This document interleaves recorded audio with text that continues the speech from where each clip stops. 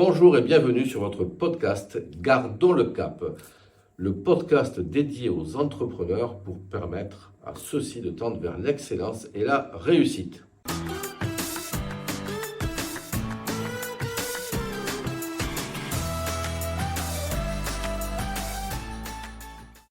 Aujourd'hui, nous allons démarrer notre série Histoire d'entrepreneur avec Cédric qui est mon invité et que je remercie. L'idée, c'est que Cédric nous parle de son parcours d'entrepreneur, comme vous tous qui nous écoutez, où vous vous êtes lancé à un moment donné, vous avez eu des succès, vous avez parfois connu des moments difficiles. Et ce qui est intéressant, c'est de voir dans le mindset de chacun, en fait, comment de moments difficiles, on se relève, comment on profite de ses succès, comment on se remet en question. Et puis Cédric, ensuite, nous donnera quelques conseils pour les entrepreneurs qui se lancent, qui se développent, comme il le fait lui-même. Alors, bonjour Cédric, tu vas te présenter. Qui es-tu, que fais-tu et pour qui œuvres-tu? Moi, j'ai la chance de le savoir, c'est génial. Bonjour Gérard, bonjour tout le monde. Donc moi, c'est Cédric, j'ai la société Le 7e Artisan. J'ai créé le concept il y a 5 ans à peu près. Et maintenant, je suis en société depuis 4 ans, c'est ça? Oui, c'est ça, c'est ça. Je réalise des photos, des vidéos pour tout l'écosystème du BTP, des artisans jusqu'aux plus grandes marques, plus grands industriels. Et en fait, c'est un métier passion, donc j'ai la chance de vraiment pouvoir vivre de ma passion. Et ça, c'est un rêve, c'est un accomplissement. Oui, alors c'est vrai que Cédric s'est lancé dans l'entrepreneuriat il y a 4 ans. Et alors, comment t'es venue cette idée? Bonne question. Il faut savoir qu'avant de lancer ce concept-là, moi j'étais dans l'industrie aéronautique. Oui. Et à côté de ça, je faisais du bricolage. J'ai fait 2 maisons. J'avais une auto-entreprise, j'avais des copains artisans. Et en plus, je faisais de la vidéo dans l'univers musical.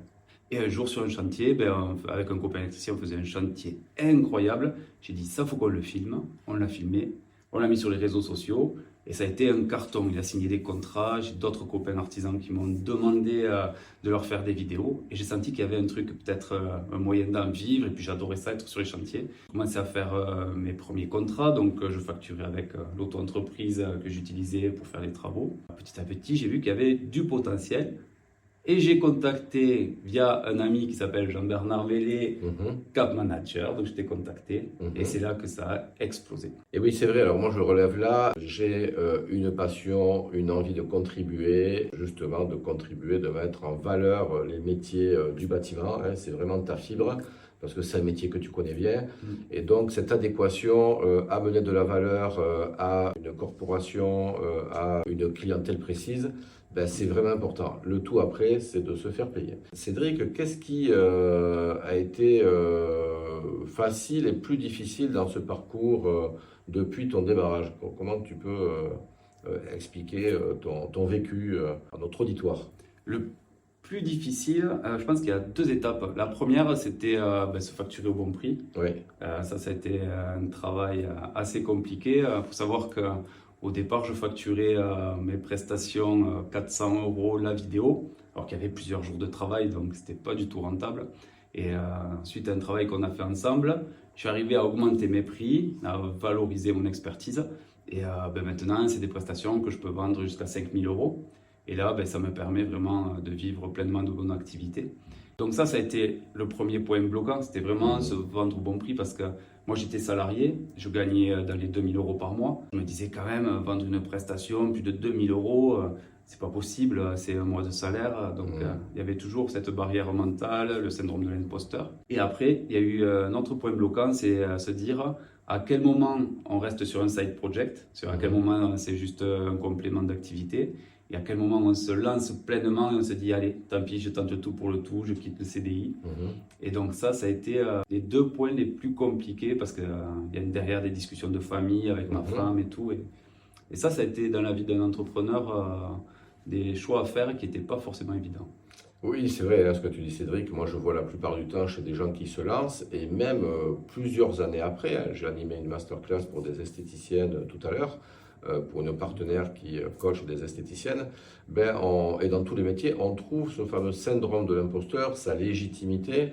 Surtout que parfois, pour toi notamment Cédric, il y a des gens qui ne croient pas en ce que tu vas faire. Je me souviens que tu avais, d'ailleurs si Jean-Bernard t'avait envoyé vers moi, c'est qu'il y avait des gens qui n'y croyaient pas du tout. Oui. Voilà, hein, donc ça c'est vrai. Et derrière, c'est se faire payer au juste prix, se facturer. Ça veut dire qu'on doit changer son logiciel, de se dire attention, je ne suis plus salarié, effectivement 2 000 euros par mois ou 3 000 ou 1 500. Une prestation, c'est raisonné en termes d'utilité pour le public. Oui. Et en fait, ça a été de dire, en fait, la vidéo, elle va permettre, en l'occurrence, pour toi, ce que tu fais, c'est de permettre d'accroître la notoriété de ton client.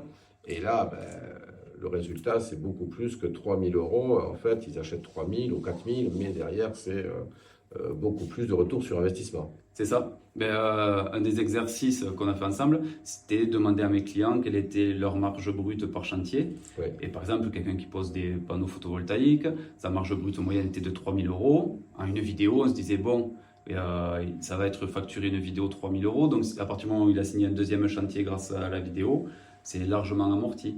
Et en fait, c'est cet exercice-là que j'ai appris à faire, qu'on a appris à faire. C'est ainsi que j'arrive à conseiller mes clients.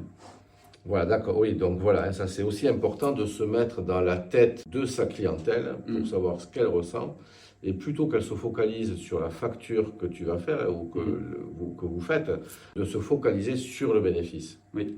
Et l'avantage, c'est que ça valorise l'offre et on se focalise vraiment sur le but même de ta mission, Cédric, et puis sur aussi le développement de l'entreprise qui va avoir un retour sur investissement. C'est ça. Donc, il y a eu cette période de lancement, et puis ensuite, ça a été plutôt fluide. Oui, ça a été petit à petit. J'ai pu développer ma notoriété. Donc, j'ai commencé, moi, au niveau local. Moi, je suis originaire de l'Ariège. Ouais.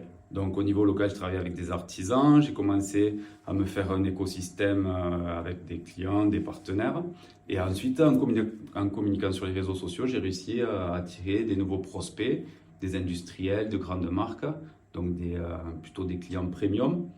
Et donc, il a fallu que je révise mon offre, que je leur propose des produits vraiment à la hauteur de leurs exigences. Donc, j'ai dû me professionnaliser davantage, investir dans du matériel. Mais suite à ça, ça m'a permis de toucher des clients vraiment qui m'ont apporté de la récurrence. Et c'est grâce à ça que j'ai pu quand même offrir une certaine sérénité. Donc, si je résume, on fait bien son job, on est de plus en plus contacté par des clients qui permettent d'avoir une plus forte valeur ajoutée sans abandonner ta clientèle de base, important. Et deuxième point, c'est l'investissement, c'est quand même la clé du développement. Oui, complètement. Je pense que n'importe quel entrepreneur qui refuse d'investir est voué à sa perte. Ça, je suis bien d'accord, c'est ce que je partage tous les jours avec les entrepreneurs. Et je vois des gens, attention, c'est cher, etc. Mais quand on a du matériel beaucoup plus performant et quand on investit sur soi-même aussi, par de l'apprentissage technique, de l'apprentissage sur le mindset de l'entrepreneur, sur les techniques entrepreneuriales et sur toutes les opportunités techniques que nous offre ce monde aujourd'hui, parce que dans l'innovation, dans ton métier en plus, c'est un truc de fou. Oui. Ah oui, moi, l'audiovisuel, avec tout ce qui se passe autour de l'intelligence artificielle, il faut savoir se réinventer. Et bon, c'est ce qui est excitant aussi. Voilà. Et justement, la question, c'est qu'est-ce qui te plaît? En fait, voilà, il y a encore 5 ans, tu étais salarié. Il y a 4 ans, on s'est rencontrés, tu as passé le cap. Et en fait, si tu devais comparer ta vie d'avant et celle-là de manière pro, qu'est-ce que tu dirais en fait? Qu'est-ce qui te fait kiffer? C'est de pas avoir de limite. Parce que quand j'étais salarié, moi, à 35 ans, j'étais arrivé au plus haut de ce que je pouvais faire. J'étais technicien et au-delà, c'était les cadres. Donc, je savais qu'à 35 ans, j'avais fini ma carrière. Et là, du coup, c'est chaque jour où je travaille, où je cherche des nouveaux clients. Et je sais que c'est pour moi. Donc, chaque jour investi, chaque jour dans lequel je vais me donner à fond, je sais pourquoi je bosse. Donc, ça, c'est le premier point. Et derrière, c'est la liberté aussi. C'est de pouvoir organiser mes journées comme je le souhaite, travailler avec les clients qui me font vibrer. Et ça m'arrive de refuser des clients parce qu'on n'est pas en phase. Et juste ça, pour moi, c'est confort, quoi. C'est vraiment ce que j'adore dans ce métier-là. Alors moi, j'aime bien de dire refuser des clients parce qu'on n'est pas en phase. C'est vraiment une clé, je vous le dis, parce que parfois, certains sont choqués. Moi, par exemple, je ne travaille qu'avec des gens avec qui je kiffe parce que j'ai pas l'impression de bosser. Je suis avec des gens que j'adore, qui sont alignés avec mes valeurs. Et toi, Cédric, c'est ça aussi. Et c'est ce qui fait que je passe de belles journées à amener de la valeur aux autres. C'est ça, c'est ça.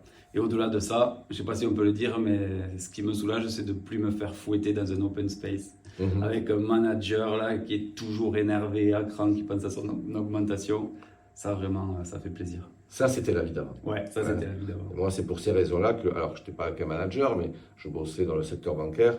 Et c'est vrai qu'à un moment donné, j'étais plus en phase aussi. C'est pour ça qu'à 22 ans, 23 ans bientôt, j'ai passé le cap. Et alors, si tu nous partages maintenant dans cette vie d'entrepreneur, est-ce qu'il y a des moments plus difficiles, des coups de mou, qu'est-ce que tu pourrais partager? Chacun en a. Oui. Ouais. Les moments plus difficiles, il y aurait déjà, moi, j'ai pas trouvé, peut-être que ce serait la clé vraiment de pouvoir pérenniser mon business, mais j'ai pas de récurrence. Et du coup, c'est toujours devoir chercher de nouveaux clients. Ouais. Ça, c'est quand même une difficulté parce que des fois, on se dit, mince, j'ai moins de devis en ce moment, on se dit que le business va moins bien, alors qu'il ne va pas forcément moins bien, mais il y a toujours cette crainte-là d'aller chercher de nouveaux clients. Ouais. Donc ça, c'est une difficulté. Et après, c'est savoir couper sur les moments en famille, pendant les vacances et tout. Ça, c'est très dur. Et ouais, tu as tout dit, hein, l'incertitude. Alors c'est vrai, tu viens de dire cette sensation de moins bien. Alors c'est vrai que la conjoncture est difficile, hein, j'en parle sur les précédents épisodes, mais la sensation de moins bien est beaucoup plus forte que la réalité. Ça ne veut pas dire que la réalité est super joyeuse, hein, parce que c'est vrai qu'il y a des entreprises qui souffrent, mais c'est vrai qu'il y a cette sensation parfois que les gens n'ont pas d'argent. Oui. Et donc se dire, ah là là, si je dépense 3 000 euros, etc. Mais sauf que toi, ce n'est pas une dépense, c'est un investissement. Et après, donc cette incertitude, elle est complexe aujourd'hui pour beaucoup d'entrepreneurs.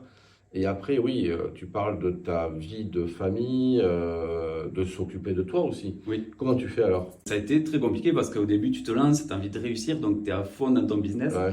Il faut savoir que moi, au moins vous le saurez, quand je me suis lancé, ça fait donc 4 ans. En 4 ans, j'ai pris 8 kilos. Oui. Et là, j'ai dit, oh non, ça va plus du tout. Donc voilà, je me suis dit, il faut vraiment que je me reprenne en main. Ouais. Donc j'ai réussi à les perdre, mais bon, c'est aussi, comme tu disais, c'est savoir investir sur soi et penser à soi, c'est important en tant qu'entrepreneur. Donc ça a été un exercice pas facile à mettre en place, mais j'y suis arrivé.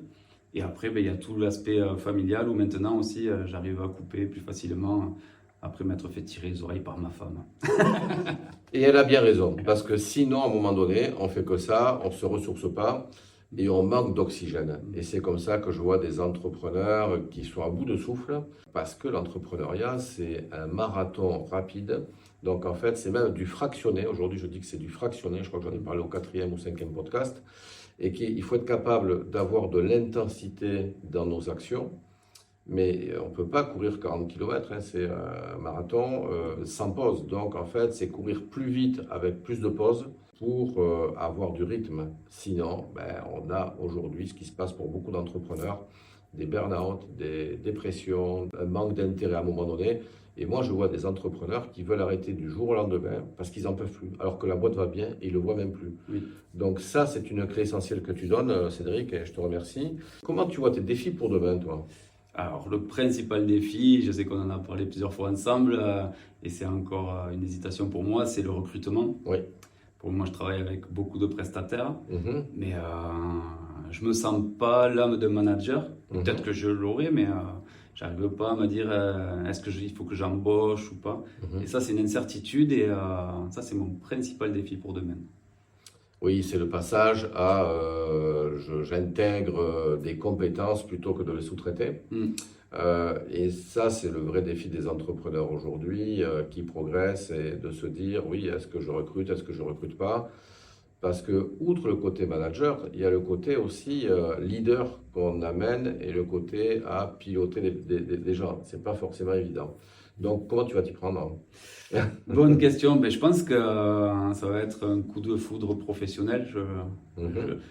Je réfléchis comme ça. Je me dis un jour, je vais avoir une personne qui aura de l'appétence et pour la vidéo et pour le BTP, avec qui je m'entendrai bien. Là, je dirais, ça ne te dit pas de venir bosser avec moi.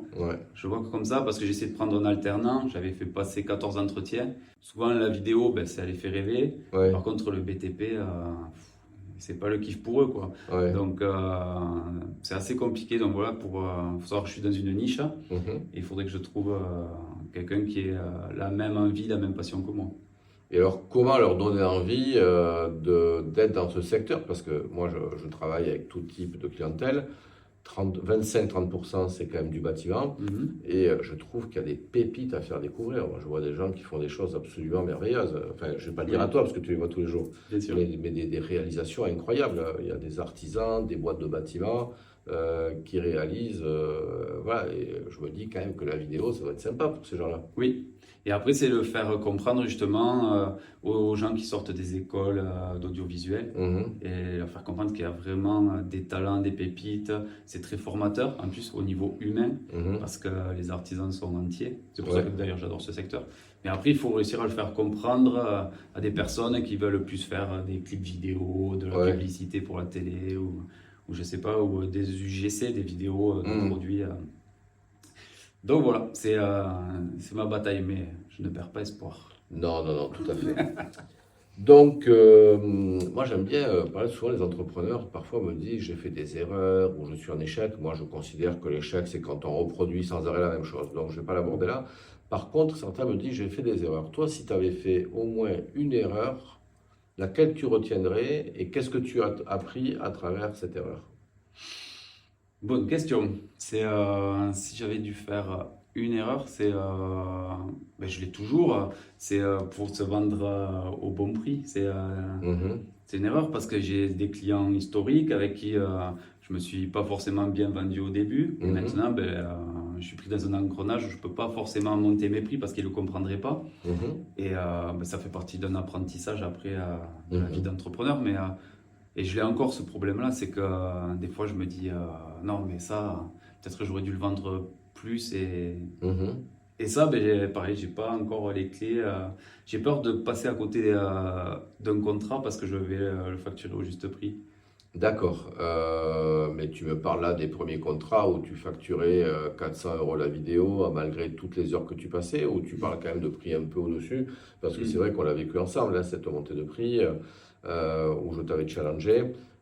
Et ça s'est fait progressivement pour Mm. être au juste prix par rapport à la qualité et à la valeur que tu donnes. Oui, Et derrière, ben, c'est peut-être aussi, pourquoi pas à un moment donné, proposer une autre formule où on va abandonner la vidéo pure, mais peut-être des séquences de vidéos, hein, ça serait une idée, puisque l'idée oui. c'est peut-être d'aller sur du récurrent Mm. et de proposer une récurrence. On en parlera après plus en détail, mais ça pourrait Mm. être des idées comme ça. En fait, Oui, réfléchissez comment d'une offre, vous pouvez la rendre obsolète avec vos clients avec lesquels vous démarriez ou vous faisiez un prix, et comment la substituer par une offre où celle-ci est intégrée, mais avec de la plus-value, ce qu'on appelle un upsell en fait. oui, Voilà, donc ça c'est des clés, ou garder alors au même prix quelque chose avec un peu moins de valeur. En fait, il y a un ajustement à trouver chacun dans vos métiers. Donc l'apprentissage, c'est effectivement, ben, ça doit plus se reproduire, donc tu l'as fait.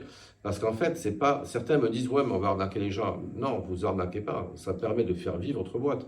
Parce qu'il y a des charges à payer, il y a votre rémunération, il y a des charges sociales, il y a les mm. investissements.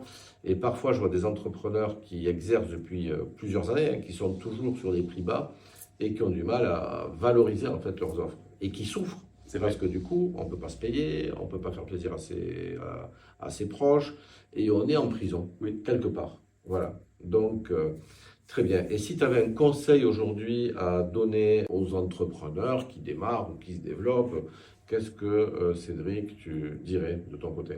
Ben moi, c'est vraiment se focaliser, et ça tu le diras mieux que moi, mais se focaliser sur sa zone de génie Oui. et déléguer tout ce qui peut être délégué. Et Mhm. donc moi, par exemple, c'est tout l'administratif, je l'ai délégué, toute la partie montage vidéo, je l'ai délégué. Je vais vraiment moi que sur chantier, je m'occupe de mes clients, je les bichonne. Mhm. Et au-delà de ça, après, ben, il y a pour tout entrepreneur qui se lance, je pense que c'est difficile de le faire en autodidacte et c'est important de se faire accompagner. Mhm. Ben, c'est ce qu'on fait depuis 4 ans, on Mhm. m'accompagne avec Cap Manager. Ça, pour moi, c'est la clé de la réussite. Merci pour ce retour. Oui, alors vraiment, concentrez-vous sur votre zone de génie. La zone de génie, c'est votre zone d'excellence. Et dès que vous faites des tâches qui sortent de là, ben, vous perdez du temps, de la valeur, vous vous empêchez de rencontrer des clients, vous vous empêchez de produire. Et alors certains vont me dire, oui, mais il faut avoir les moyens. Ben, les moyens, on se les donne. J'utilise un tableau que tu avais vu d'ailleurs, Cédric, hein, en substituant des tâches par des tâches que vous faites plutôt bien.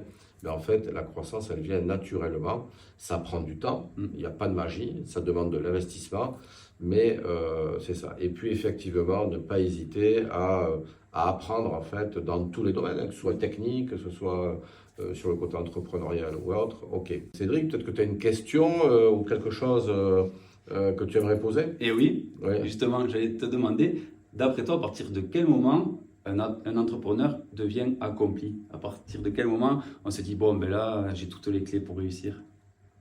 Alors, ça, c'est une question de fou. Alors, merci Cédric, parce qu'en fait, il ne vous a pas échappé qu'on est dans un monde qui évolue sans arrêt. Il ne vous a pas échappé que l'être humain, par définition, veut toujours plus à un moment donné. Alors, moi, j'ai fait des études de sciences économiques et il y avait un économiste du XVIIIe siècle qui s'appelait Ramsay qui avait dit qu'en fait, tout être humain cherche à atteindre l'accomplissement et le bonheur suprême.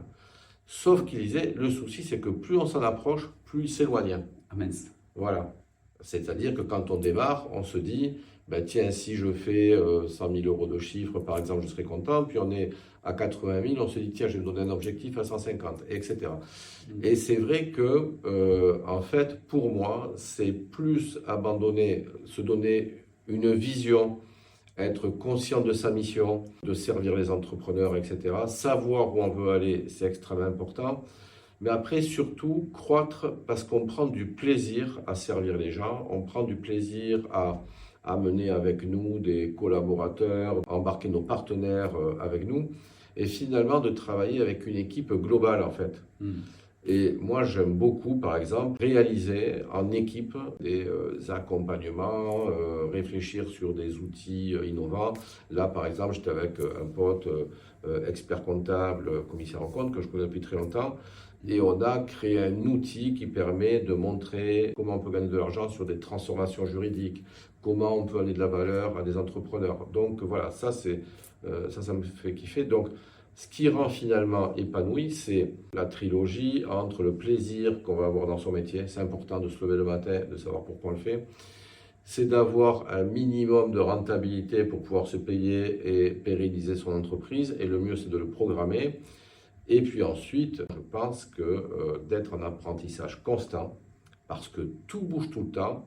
Et ce qu'on a appris aujourd'hui, dans 3 ans, c'est déjà obsolète.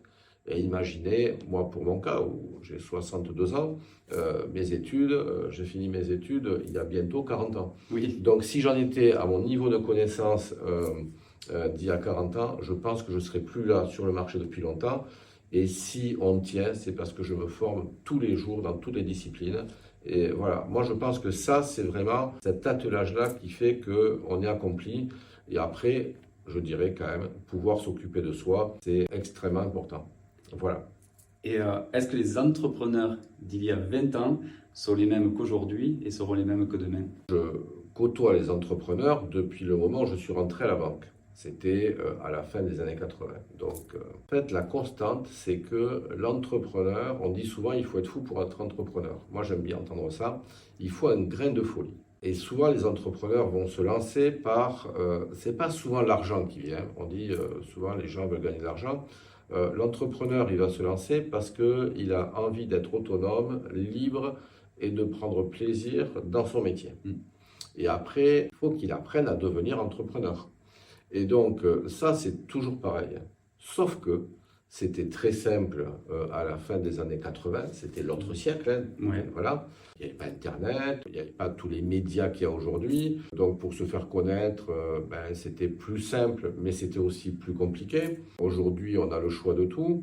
Et puis, le monde financier était beaucoup plus tranquille. Moi, je me souviens que je faisais des financements à des entrepreneurs en écrivant 3 lignes parce que ça se travaillait la confiance. Oui. Et qu'aujourd'hui, les banquiers ont des normes, ont tout un tas de process, etc.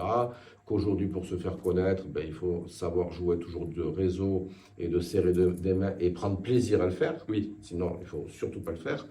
mais aussi toutes ces techniques que nous offre le digital aujourd'hui pour se faire connaître à travers les réseaux sociaux, et puis après toute la technique qui évolue constamment. Aujourd'hui, on a l'intelligence artificielle.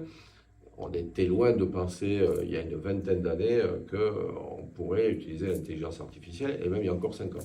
Donc oui, les gens sont finalement, je dirais, à peu de choses près, les mêmes. Par contre, l'environnement, lui, s'est complexifié puissance 10 000. D'accord. Et ça, c'est plus compliqué. Oui. Voilà. Et c'est pas fini. Ouais, tu penses? C'est certain. On est sur une accélération. Et surtout qu'aujourd'hui, on est en crise permanente. On parle de permacrise et de polycrise parce que ça vient de partout, en fait. Il suffit de voir l'actualité. On n'est jamais tranquille. Oui, c'est vrai. Donc, on se donne rendez-vous dans 20 ans. On se donne rendez-vous dans 20 ans. Moi, je serai toujours là avec la patate et ravi de continuer de manière différente, mais être au contact des entrepreneurs. En tout cas, Cédric, je te remercie pour tout, déjà pour ta confiance et puis d'avoir pu partager ce temps avec les entrepreneurs ou futurs entrepreneurs qui nous écoutent. Je te souhaite évidemment une belle continuation, mais on se rapproche l'un de l'autre pour pouvoir le voir. Et je vous dis à tous à très bientôt pour le prochain podcast. Ciao, ciao! Au revoir.